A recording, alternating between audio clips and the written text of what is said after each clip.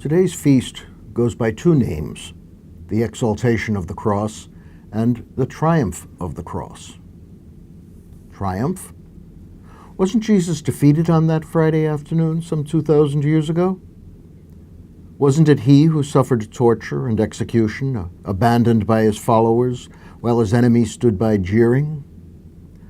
Wasn't it his adversaries who went home for dinner while he was carried to a tomb? Yes, Jesus was defeated on the cross. It's nonsense to make believe otherwise. So why do we call it a triumph? The Jewish leaders triumphed. The Roman administrators triumphed. Evil triumphed. Are we making believe the crucifixion of Jesus was not real? Are we going to redefine the word triumph to mean whatever happens, good or ill, to me or someone I like? That might be a comforting redefinition. After all, we all have our share of what in honesty can only be called defeats. We all enter situations filled with great expectations, but the end is often different. From losing games as a child or adult, to bad grades, flubbed projects, betrayed hopes, broken marriages, wasting diseases, and final death, our lives are full of events and situations that it would be nice to be able to call triumphs. Failure is so much a part of our lives that the writer Robert Louis Stevenson said, "Our business in this life is not to succeed, but to continue to fail in good spirits." Is that the best we can manage? A stiff upper lip, let's sing on the Titanic approach to life? I've spent much of my life fooling myself, but I doubt I could carry on that masquerade for long. Defeat is defeat. It hurts. No amount of good spirits will make it otherwise.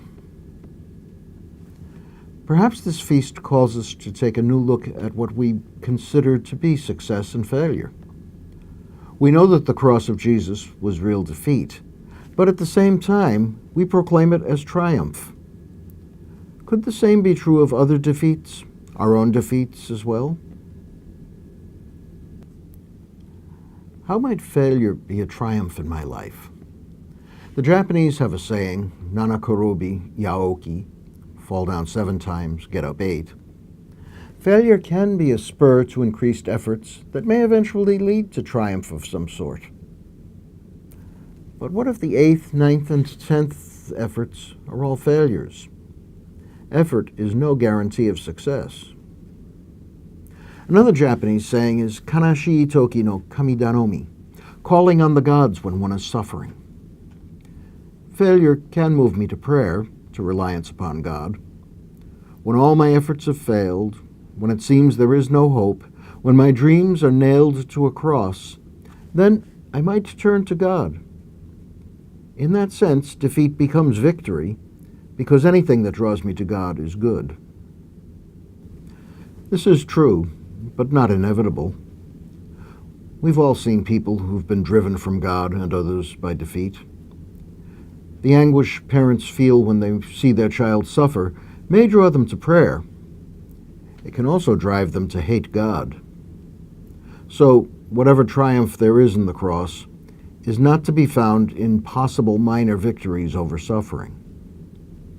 There must be something about the cross itself that is triumph. Its triumph does not come later, after the suffering is over. The Church has always said it was the cross of Jesus, not his empty tomb, that saves. One of the key messages of the biblical prophets is that God suffers. God is heartbroken over what people do to one another and to themselves when they abandon true faith.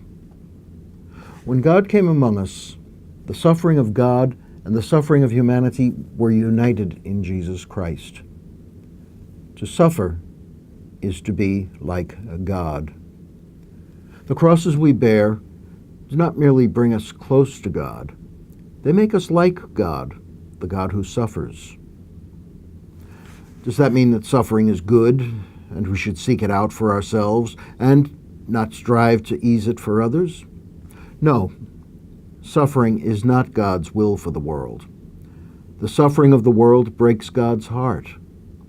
If for no other reason than out of sympathy for God, we should put an end to suffering. The triumph of the cross is that, though suffering is always with us and may make us think we are far from God, when we suffer, we share in the life of God. Defeat, then, is victory. The Holy Cross triumphs.